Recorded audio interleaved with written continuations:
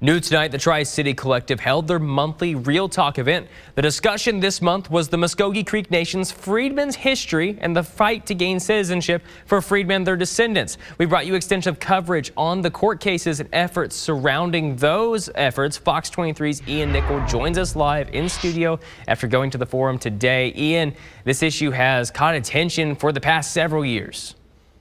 Devin, it has, with court cases over the last decade and the recent ruling that treaties from the 1800s are still valid. Many descendants of Muscogee Creek Freedmen are wanting citizenship. Saturday afternoon, Tri-City Collective hosted their monthly Real Talk series, with this month discussing the freedmen from the Muscogee Creek Nation and the fight for citizenship, despite the Muscogee Nation Supreme Court granting citizenship to freedmen or Black Creeks back in July of this year. It's the Muscogee Creek Nation leadership that's preventing. The Supreme Court has ruled in favor of bestowing citizenship upon the descendants, and the leadership refuses to process applications. So we're just trying to make more people aware of this issue and of the history and the truth behind that history.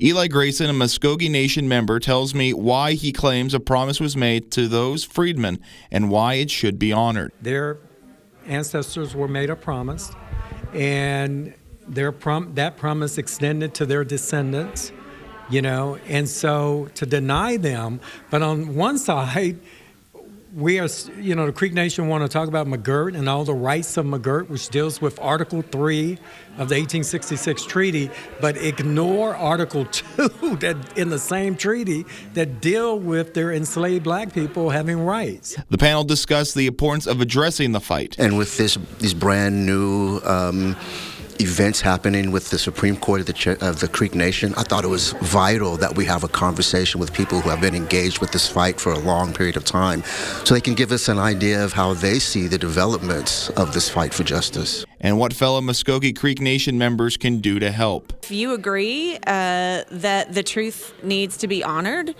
and that Muscogee Creek Freedmen descendants should have citizenship, please let your leadership know. It's not a game of scarcity.